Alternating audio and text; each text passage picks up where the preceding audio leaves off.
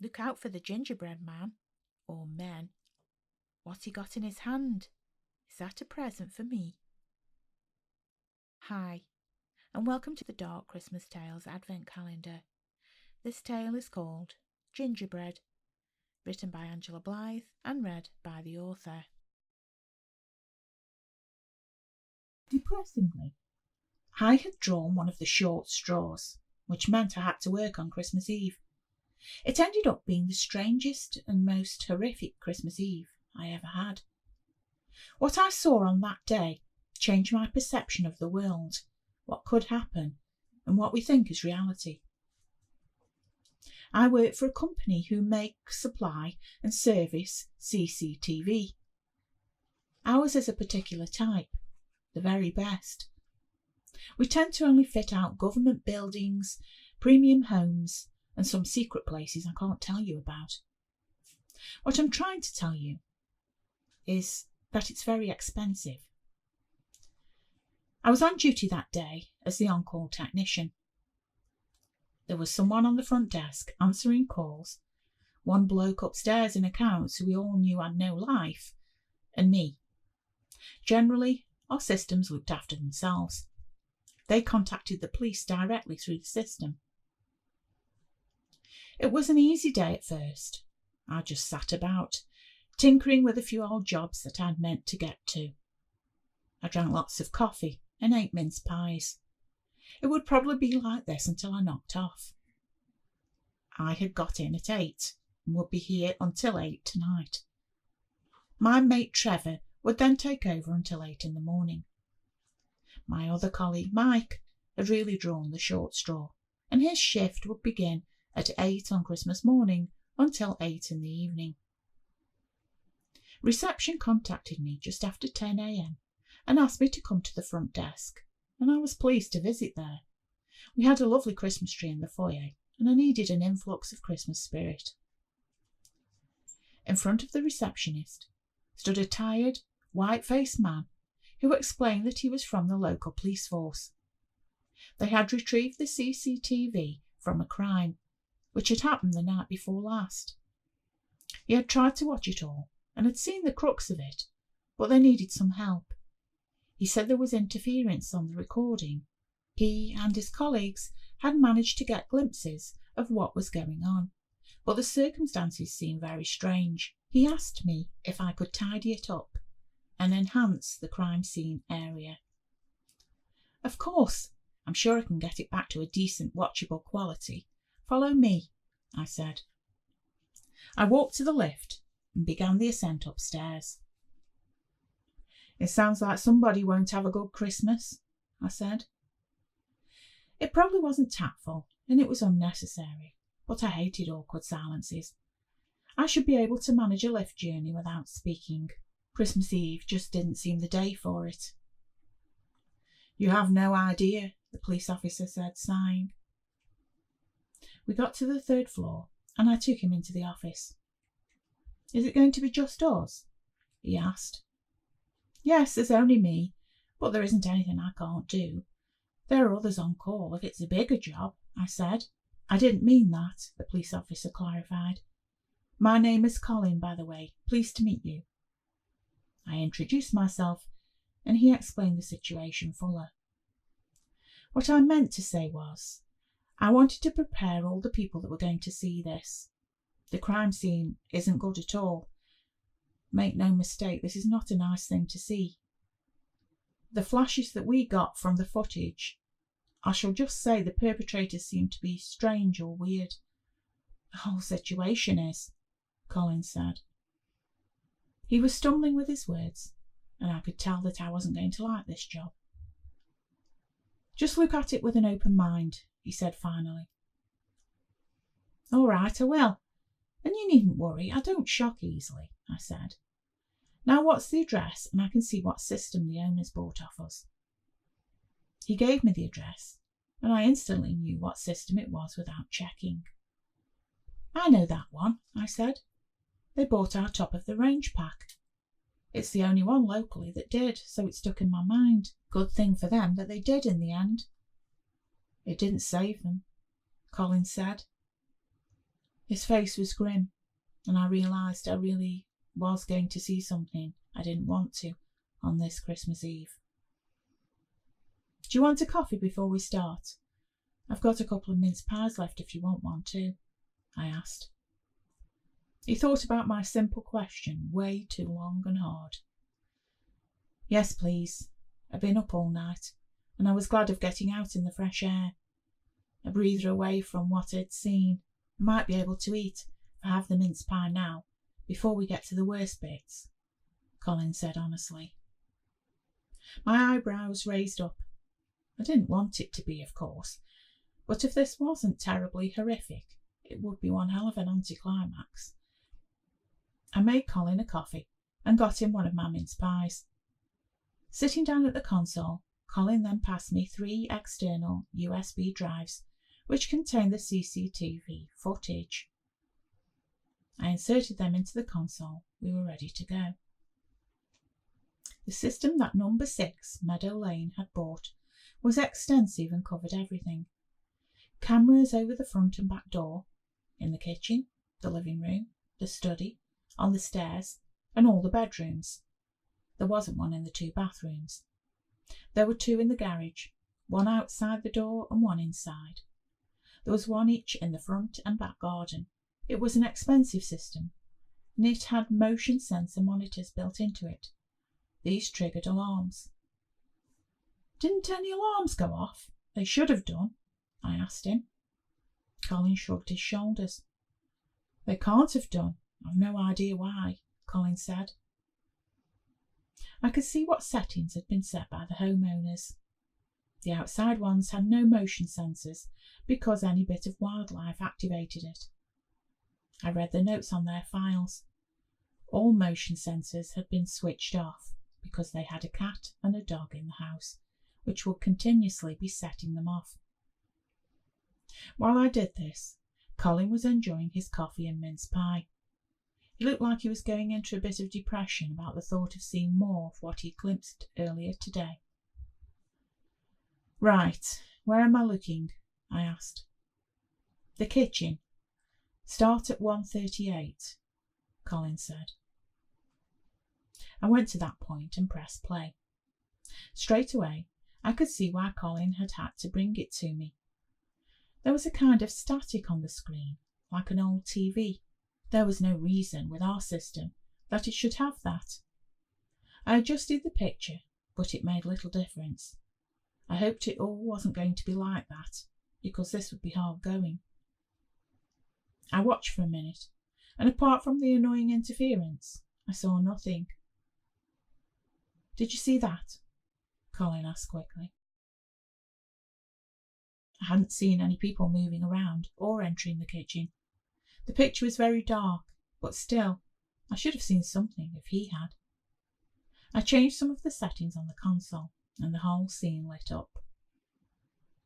Now you're going to see. We'll see it all. That's what it needed, Colin said. He pulled his chair closer to the desk, staring at the screen. I replayed the footage.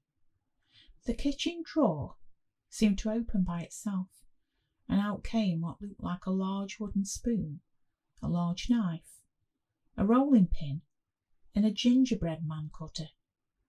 They all invisibly appeared out of the open dark drawer and placed themselves gently onto the counter. I stopped the footage and looked at Colin. I don't even know how they're doing that. There's no way you can cheat the system, Colin. It's not possible to make it into some kind of ghostly YouTube video, I said. You have no idea. I can guarantee you'll be gobsmacked. Just keep playing it. Stop if it gets too bad, and I'll watch the rest while you go out of the office, Colin said sadly. Again, I was aware that I was going to see something terrible. I hadn't expected it to start like this, though. I pressed play to see that a low light suddenly came on to the left. Whatever was making it was slightly out of shot. The kitchen had a glow about it. Colin saw me frown. You'll see later on that it's the oven. It's just been switched on, Colin advised me. I saw a bowl appear from the right, From what must be the pantry came flour, sugar, ground ginger, and some other little pots. From the fridge came butter. The tops each removed themselves and dropped precisely the right amounts into the glass bowl. Then the wooden spoon began stirring. Next, I saw the rolling pin lift up, and soon I was watching the dough being rolled out. 12 gingerbread men were stamped out, which were laid onto a tray. The ghostly baker, or whatever he was, began to decorate them. Eyes, a smiling mouth, and buttons down the front of each. The tray floated off, and as it opened I could see that Colin was right. The oven had been heating up. I could see the edge of the door now. The light inside the oven illuminated the kitchen even more. The tray disappeared inside. The oven door shut and returned to emitting the glow that it had earlier. There seemed to be a period where not much happened. I scanned through about 12 minutes. I noticed that odd things appeared on the counter. Amongst the dusting of flour, the dirty bowl and the ingredients still left out, the family's set of knives began to appear and get laid out. My hand went to my mouth. I could see the way that this was going. Obviously, Colin's strong hints that it hadn't gone well hadn't prepared me enough. I was glad that I hadn't put this video in glorious Technicolor, which I could have. It was just an enhanced version of the nighttime tones, and for as long as I could, I would be keeping it like that. I wondered if this was some kind of invisible man. There was no way to trick the system. The perpetrator, at some points, would have been right in front of the CCTV camera. We had seen everything, so therefore could see through them. It had to be, against all my senses, a ghost. This footage could make millions, as proof that they existed. I saw the oven door open, the tray floated out, and back onto the counter. Nothing happened for about 2 minutes. I thought I was dreaming, when I saw a gingerbread man sit up. Each little biscuit man on the tray sat up, one by one. I saw them stand upright. They turned towards the camera, then in a line walked over to the knives, picking up one each. I told you it was weird, Colin said. I only got a brief hint of this on the kitchen counter on the original footage. You've made the picture so much clearer. I knew this was happening, though. Later in the footage, of course, you know that you're not going mad. I watched a dozen gingerbread men jumping down off the counter and making their way out of the kitchen by themselves. I pressed pause and looked at Colin, my mouth open. Probably my tongue was hanging out. I was so shocked. The ghost idea was long out of the window. Unless you could have ghost gingerbread men that could make themselves. Some kind of possessed baked goods. It seemed crazy, but there it was happening on the screen. And our monitors don't lie. I pressed play again. No, the kitchen part's over, Colin said. Switch to the camera in the hall. This is the first attack. The family dog, a small terrier, was lying in his basket. A sound must have alerted him as he lifted his head up and tilted it, his ears twitching. Do you want the sound on? Have you listened to the audio? I asked. You said it's the pictures that were bad. Don't switch the sound on. The noises they make are horrible, Colin said. In the footage, the dog had tilted his head to the other side. He wagged his tail and stood up. Still standing in his basket, he stretched and got out to see what the hell was coming towards him. I had the idea that he thought he was going to have a crafty 12 portions of gingerbread without his owners knowing. The gingerbread men rushed forward, so terribly fast. I can't even say I saw them running, it was so dramatically immediate. All 12 descended on the dog. The knives flashed. I saw his legs crumple and he collapsed to the floor. I'm a dog lover myself. I have one at home. Tears welled in my eyes and there was a big lump in my throat. As this was supposed to be professional service, I tried hard not to show Colin how this was affecting me. In the hall recording, the gingerbread men were trying to get up the stairs. They were a little bit too small, and there was a lot of fuss. Each began lifting the other, and then they had to try to get their knives up the steps too. One pushed the other up from the bottom, and then that one hung down over the edge of the stair to bring his colleague upwards. This continued up the stairs, and I could count that there were 15 stairs. I spent a good 5 minutes watching them slowly going up the staircase.